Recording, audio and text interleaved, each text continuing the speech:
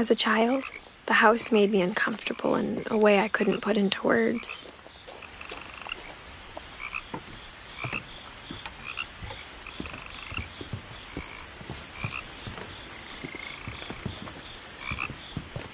Now, as a 17-year-old, I knew exactly what those words were. I was afraid of the house.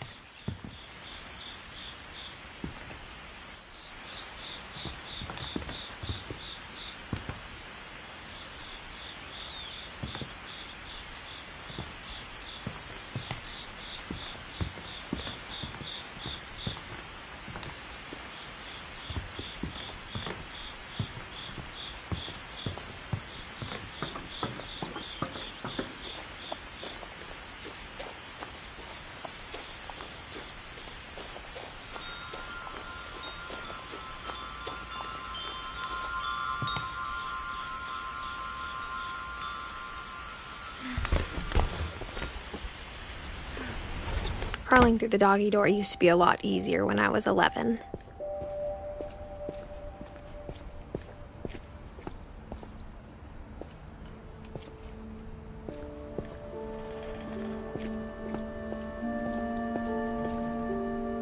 The power had been turned off the night we left.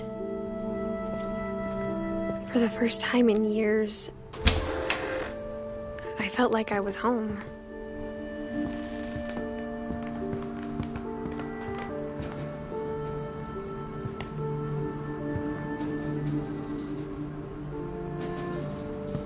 But instead of a family, there were just memories of one.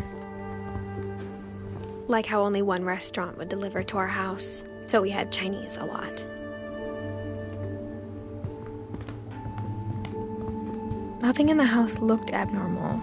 There was just too much of it, like a smile. A lot of things got left behind in the whirlwind of that last night.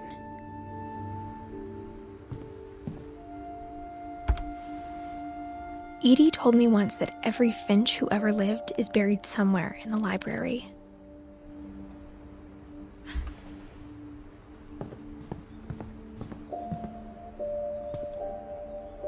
After Milton disappeared, Mom sealed up all the bedrooms. Then Edie retaliated and drilled peepholes.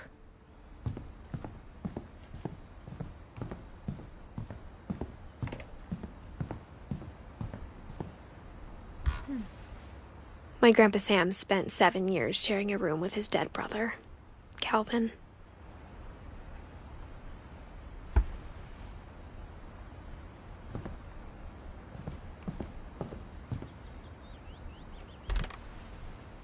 The last time I was in Edith Sr.'s room, I was 10 and she was painting my portrait.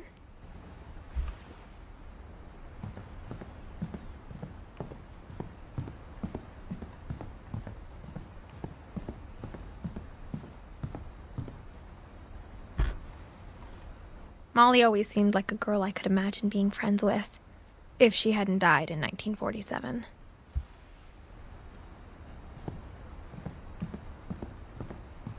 I spent a lot of time playing in Great Uncle Walter's room.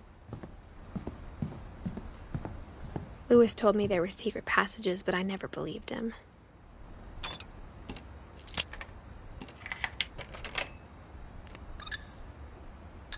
Turns out, my mom was really good at keeping secrets. Now it was time to find out what my mom had been afraid of.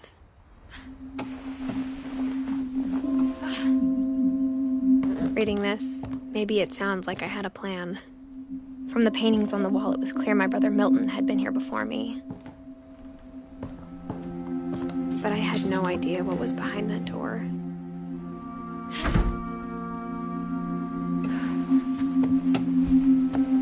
Just like I had no idea where all this was gonna lead. I grew up looking at Molly's room through the peephole. Molly's gerbil had a tiny bedroom with its own even tinier gerbil cage.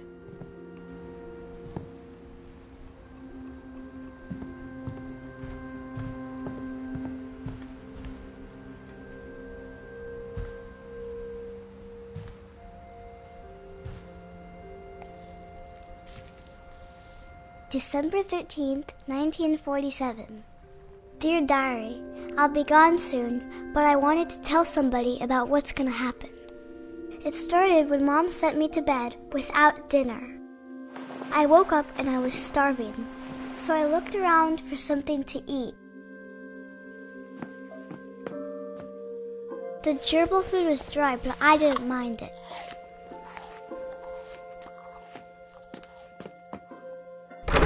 Mom, can I come out now? Sweetheart, it's late. Go to sleep.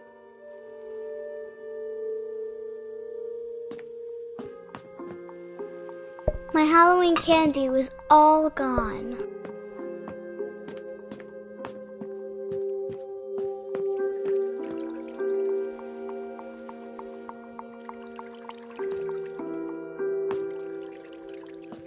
I thought about eating Christopher, but I held back.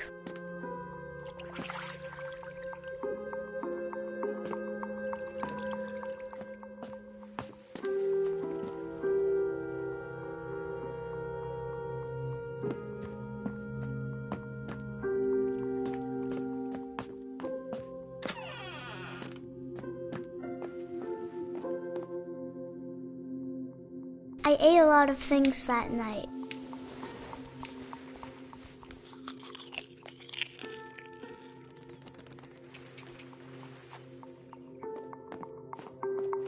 Then I heard chirping outside my window.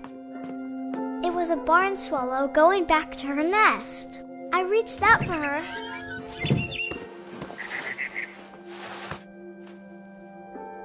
And suddenly, I was a cat.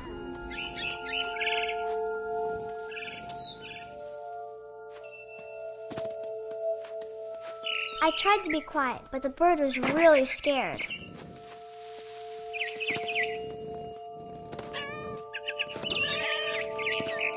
Mom and Dad didn't even look at me.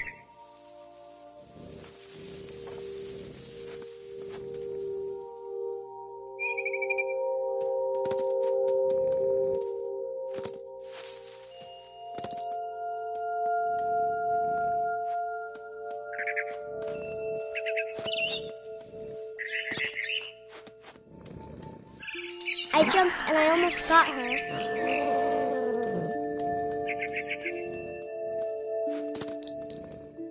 I could tell she was getting really tired. Now I was up in the big tree. I promised Dad I wouldn't climb it anymore. All I cared about was eating that mama bird.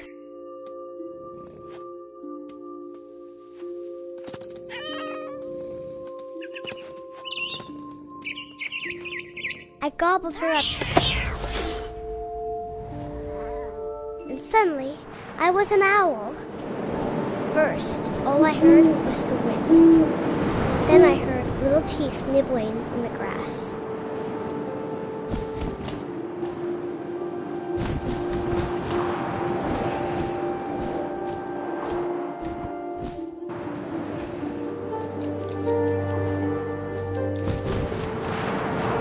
Rabbits.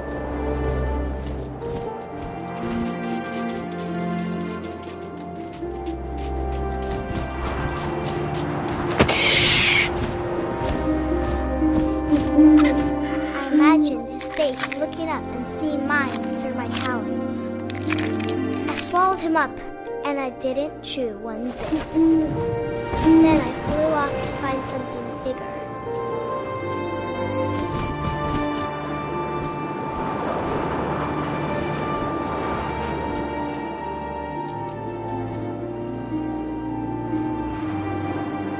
A mama rabbit.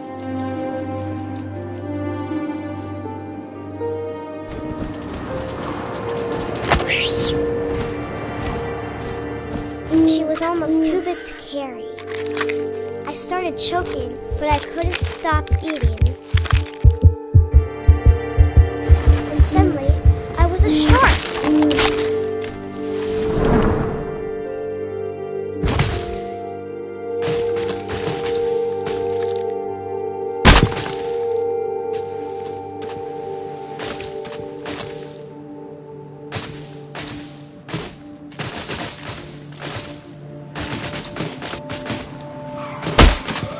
I rolled off a cliff and into the ocean. Now, I was hungrier than ever.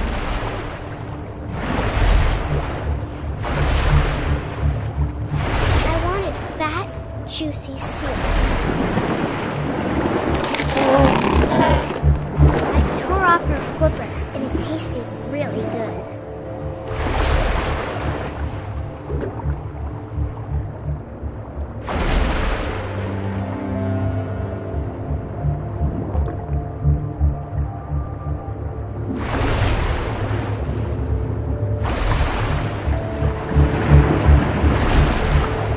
Grabbed on tight. But I was so hungry, I jumped out of the water. When I opened my eyes, everything had changed.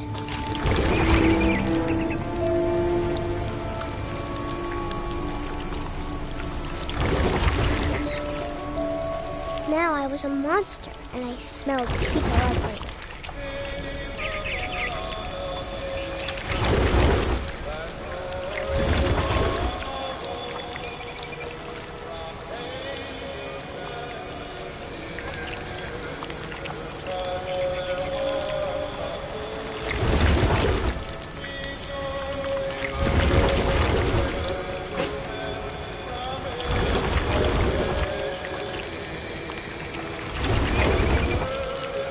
I was big, but I moved real quiet.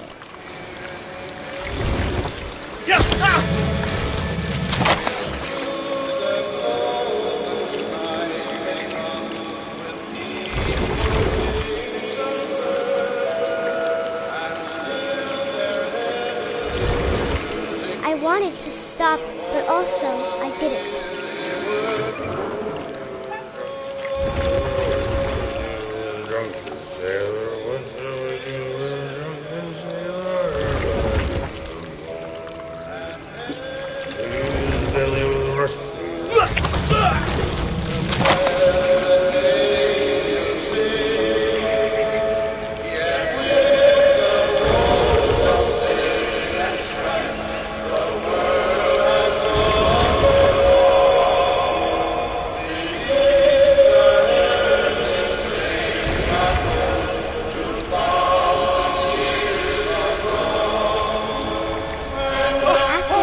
Passenger, I was still hungry. And across the water, I smelled something new. Something I had to have, so I swam towards it.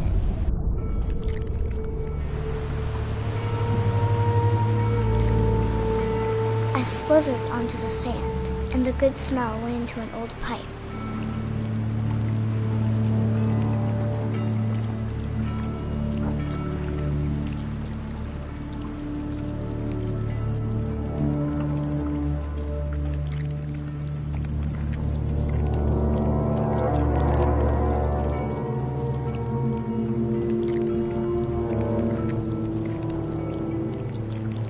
I got closer and closer.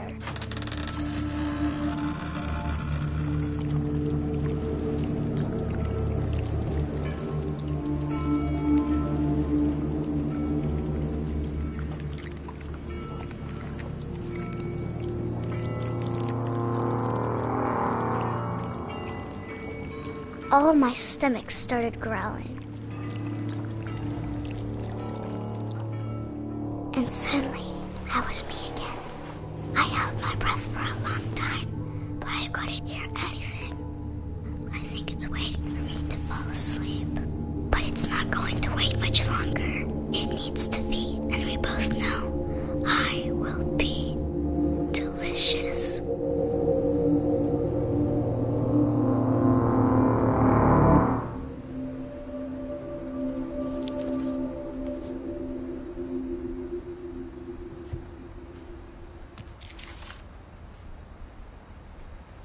I'm not sure if I believed all of that, but I'm sure Edie would have.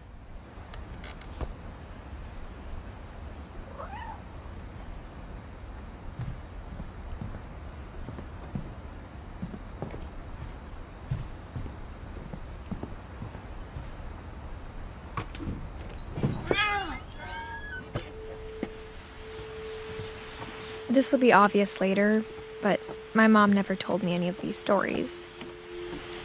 Edie would have, but Mom didn't like bringing up the past. Though, when we adopted a stray kitten, she was the one who named it Molly. I spent a lot of time in Great-Grandma Edie's room. Louis died a week before we left, but Edie had already started to memorialize him. Her room was like a museum.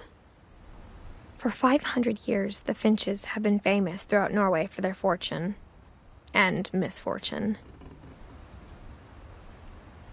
Odin Finch buries the latest victims of the family curse. On January 7th, 1937, he set sail with his family and his house, hoping to leave the curse behind.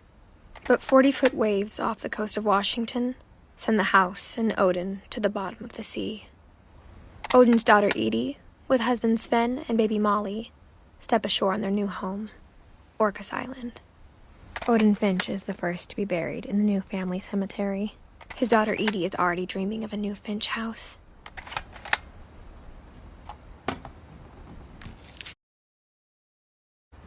Whatever's wrong with this family, it goes back a long ways.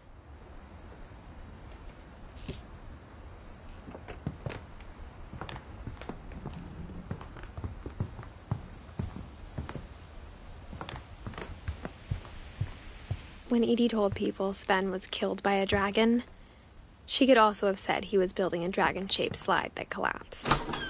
Even in her 90s, sometimes Edie seemed a lot younger than my mother. The only trace Grandpa Sam's first wife, Kay, left on the house was the pink bathroom.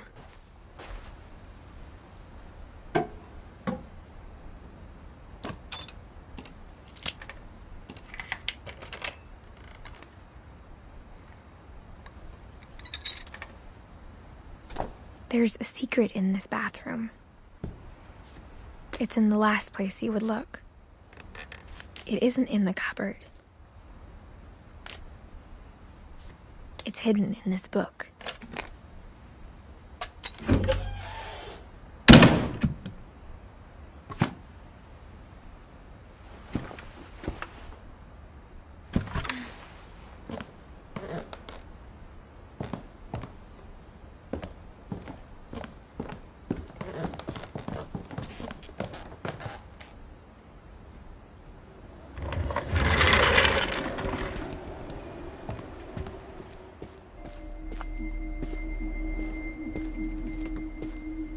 I knew Grandpa Sam had a twin,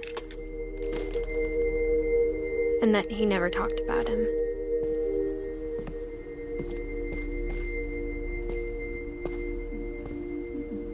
I guess my grandpa didn't like history any more than my mom did.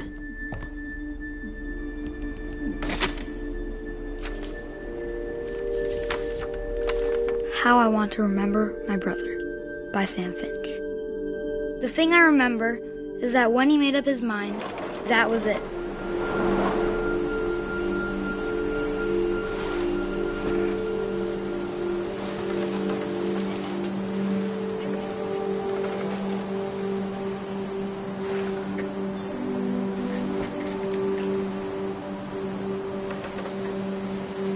My brother said he'd die before he ate another mushroom, and he did. At Barbara's funeral, he swore he'd never be afraid again, and he wasn't. I think Calvin always wanted to fly. Sam! Calvin! Dinner's ready! Coming! But that day, he finally made up his mind to do it. I told him going around was impossible. Maybe if I hadn't said that.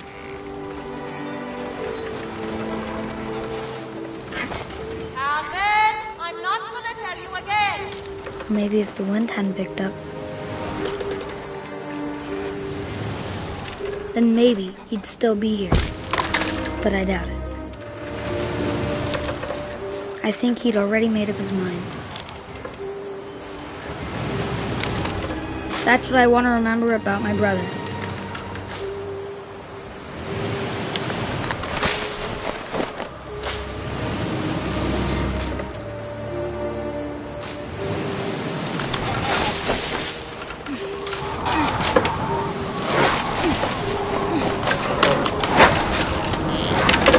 day he made up his mind to fly. And he did.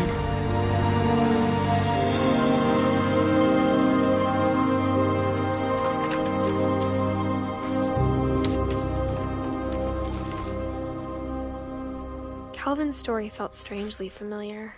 When I was younger, I remember trying to do the exact same thing.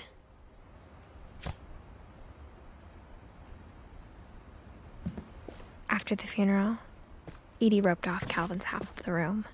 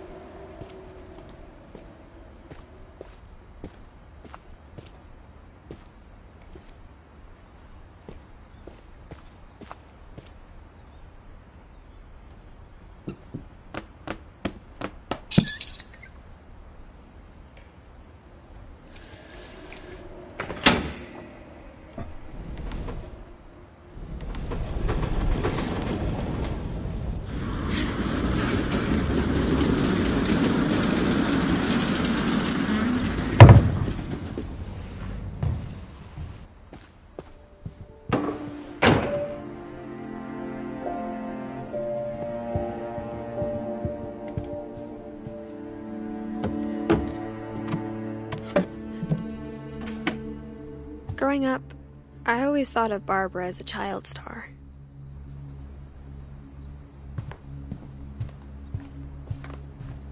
I never thought about how hard it must have been for her afterwards.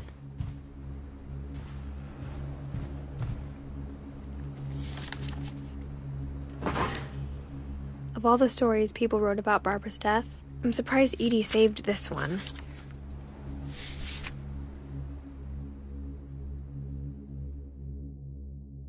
Old Jack here with another ghastly tale inspired by America's most unfortunate.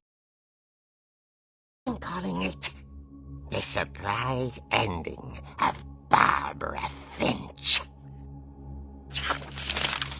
As a child star, Barbara was famous for her scream. Now at 16, she was all washed up. A has-been. But in a lucky break, she'd been asked to perform her signature scream at a local convention for monster movie fans. It was just the boost her career needed. Unfortunately, her scream hadn't aged well. Getting better. I think you just need the right motivation. Her biggest fan and current boyfriend, Rick, was about to demonstrate when... Now that was a great scream. It was Barbara's father, Sven. He'd slipped into a table saw and had to be rushed to the emergency room. So Barbara got stuck babysitting her youngest brother, Walter. Her convention comeback was cancelled. Okay, I'm hearing frustration, but I'm not hearing terror. What if I tried... A gang of hoodlums in Halloween masks have been terrorizing Orcas Island tonight. Police are urging residents to... That came from the basement. You're right! Also, I loved your delivery on that. Why is your basement door locked? Because my dad likes making puzzles and secret passages. There's a key hidden in the music box. The secret is to keep winding and winding until finally the key pops out. Thanks, babe. I'll be back in a sec. 20 minutes later, Rick hadn't returned. So Barbara went to look for him, right on cue. She reached for the music box. And as she wound the key, she listened for Rick, but the house was silent. Rick?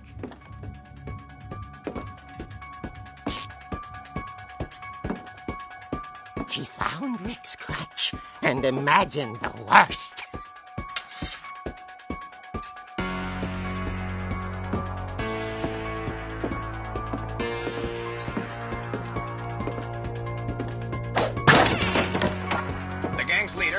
infamous Hookman killer, Dr. Carl Hamill, who impaled and then ate him years ago tonight.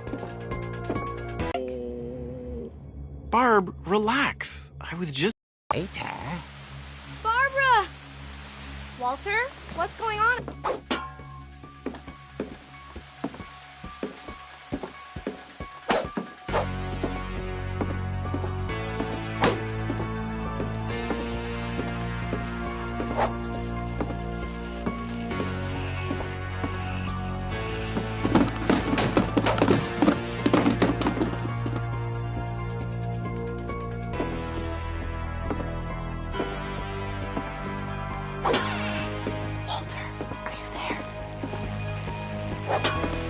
Walter had vanished, but his bedside radio was still on. Orcas Island police describe the man as 6 feet tall, with a steel hook for a hand. Residents are urged to lock all doors and windows and notify the police of any suspicious activity. Barbara turned, saw the Hookman, and was speechless. He was quite smashing.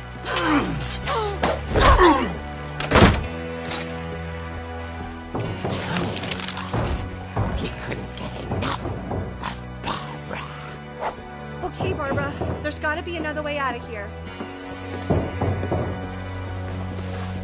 That night, she played her part beautifully.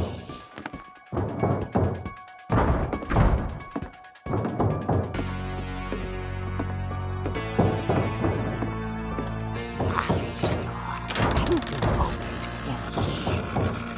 The hinges grow.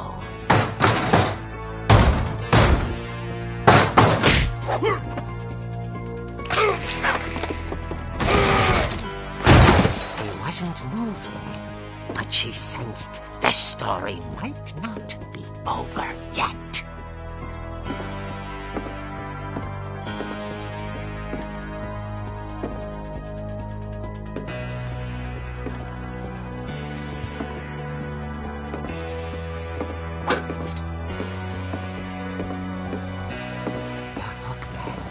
Vanished. She listened for his breathing, but all she heard was...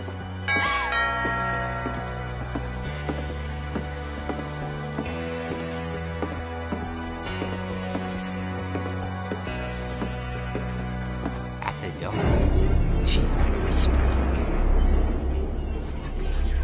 It was coming from inside the house.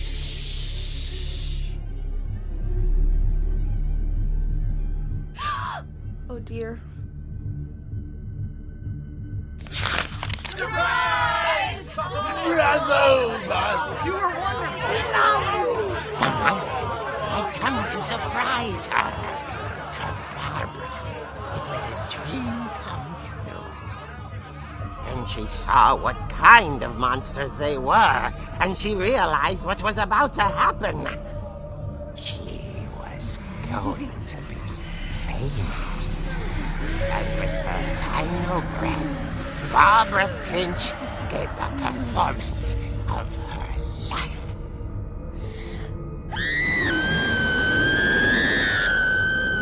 I wasn't there myself, but I hear Barbara was magnificent. Poor girl. She had a taste for stardom. But unfortunately, so did her fans. Of course, the police blamed it all on poor Rick, who disappeared the same night. And little Walter, hiding under his bed the whole time. He took it all pretty hard, but that's another story. As for Barbara, tucked inside the music box is all they ever found of her. Her ear. Now that's what I call a real eerie tale.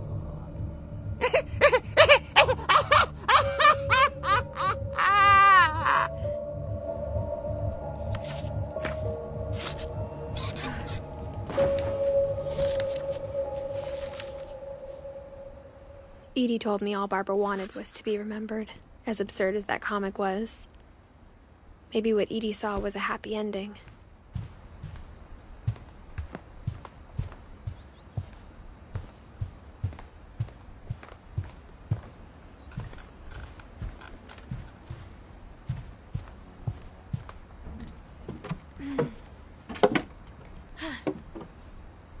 I guess now I know why Mom didn't like me playing with the music box. Whenever people ask me about my family, the first thing they always want to know about is Barbara.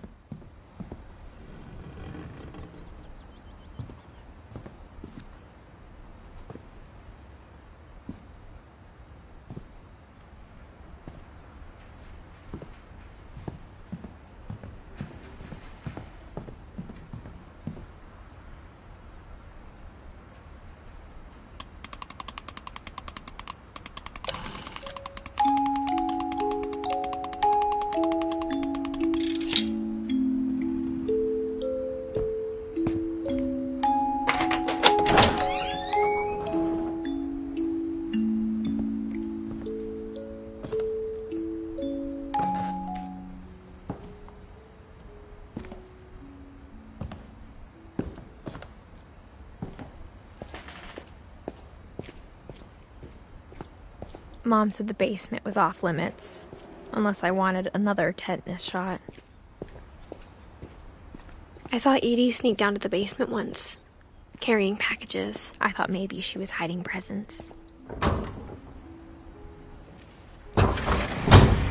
It turned out she was hiding a lot more than that.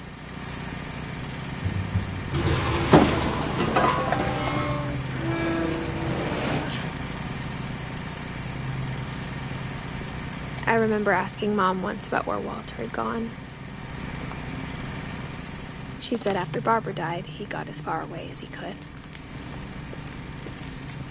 If there's a pattern in all these stories, I think it's that none of us has gotten very far. Goodbye, everyone. I can't believe I've been down here for 30 years. On that first day, after the shaking started, I didn't think I'd survive a week.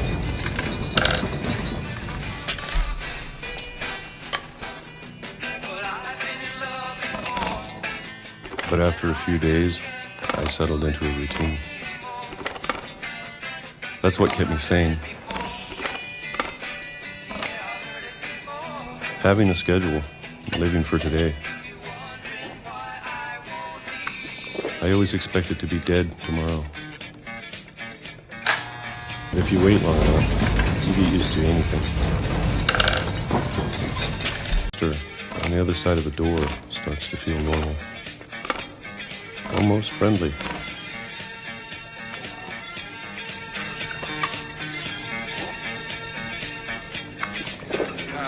And then one day, everything just stopped. Whatever that thing was, it was gone. Maybe it got tired of waiting. Or maybe I just got tired of being afraid.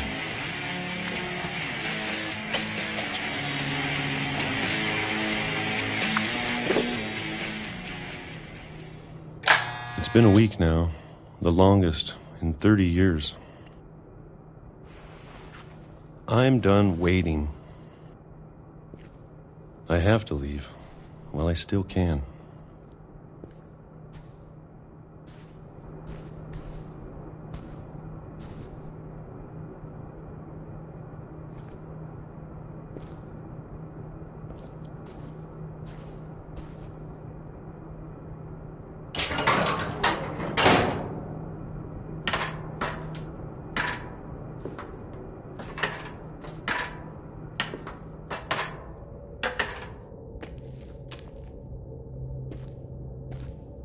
I know it's out there. And Molly. And Calvin. Maybe this is all a mistake. But I need to stop living the same day, even if it kills me.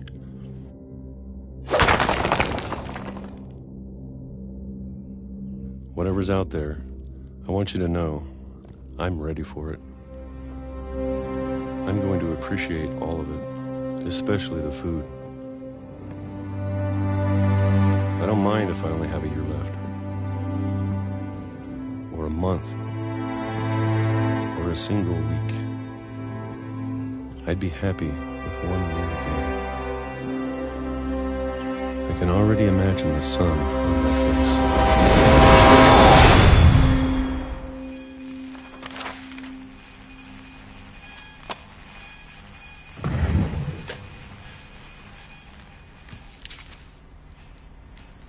Walter died when I was 6.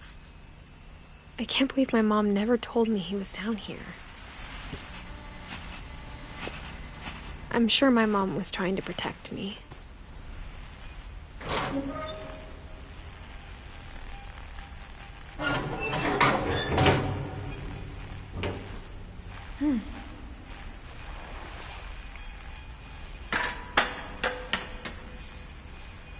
Maybe she was afraid I'd end up like Walter. But if she never told me about an uncle under the house, I can only imagine what else she was hiding. I don't want to make the same mistakes she made. Trying to bury something that's still alive. Now that there's only one of us left, or maybe 2, I thought it was time I heard the stories for myself and found out what happened to everyone else. But now I'm worried the stories themselves might be the problem. Maybe we believed so much in a family curse, we made it real.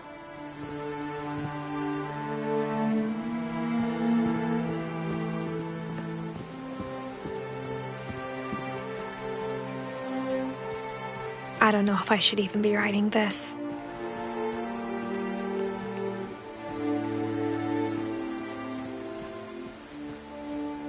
Maybe it'd be better if all this just died with me.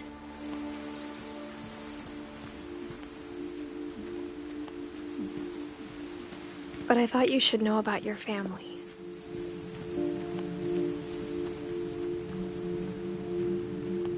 And the history you're a part of. Though to be honest, I feel as lost as you probably do right now.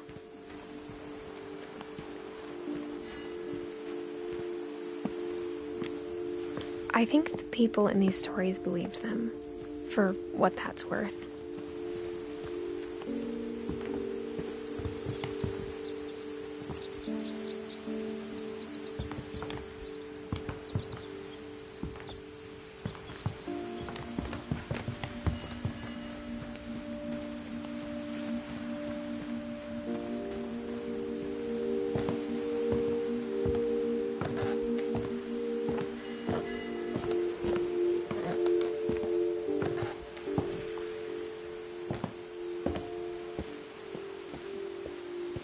And when you look at the house, that history of imagination and stubbornness and madness,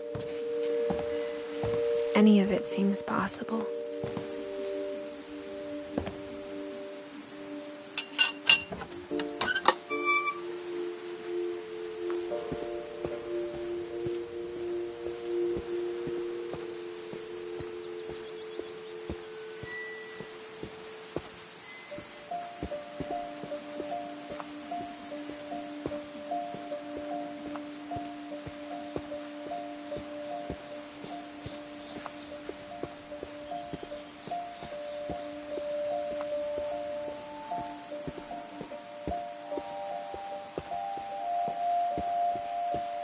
I think we've been surrounded by death for so long, we've just gotten used to it. What kind of family finishes building a cemetery before starting the house?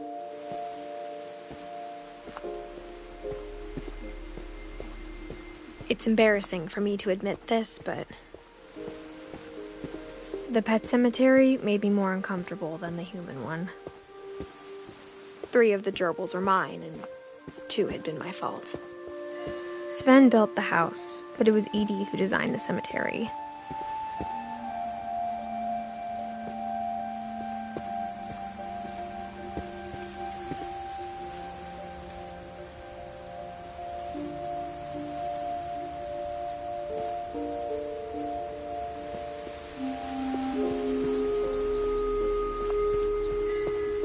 I'm sure Odin's monument had been Edie's idea.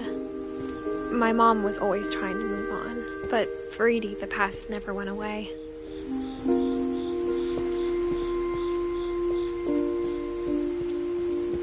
She could see it poking out of the water at low tide.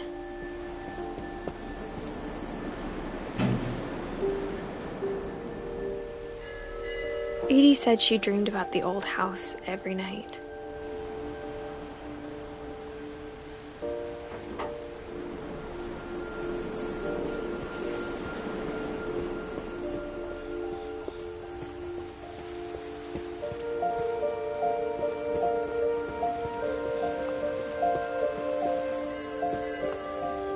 Edie's side was always easier for me to understand. But the older I get, the more I can see where my mom was coming from.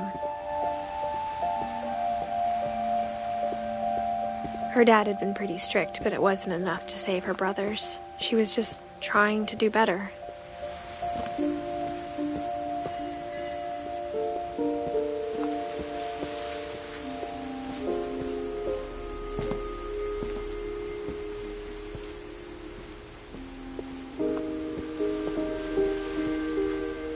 There's so many things I wish I could ask my mom now.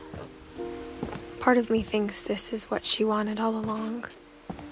For me to come back someday and find everything out for myself.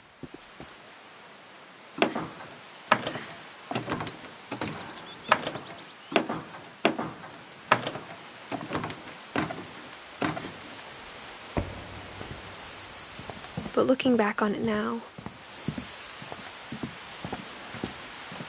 if she told me there was going to be so much climbing, I never would have come when I was 22 weeks pregnant.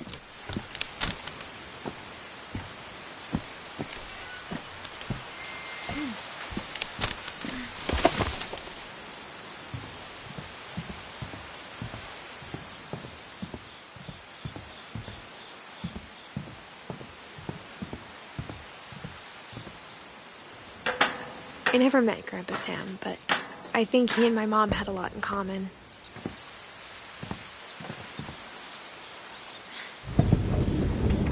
They were both pretty intense.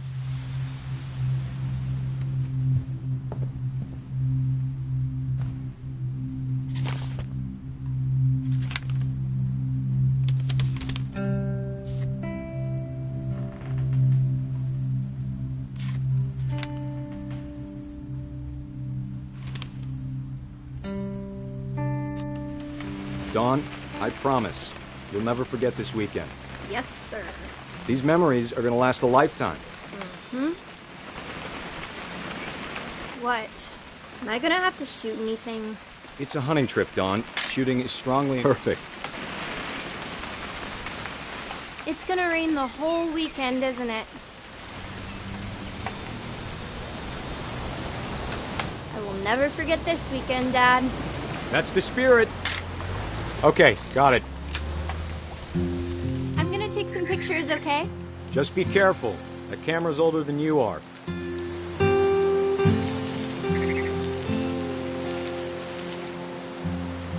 Definitely should not have drunk all that coffee.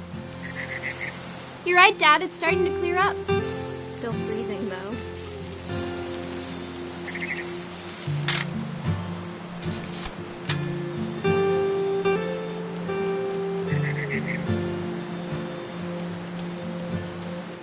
Nothing quite like being outside.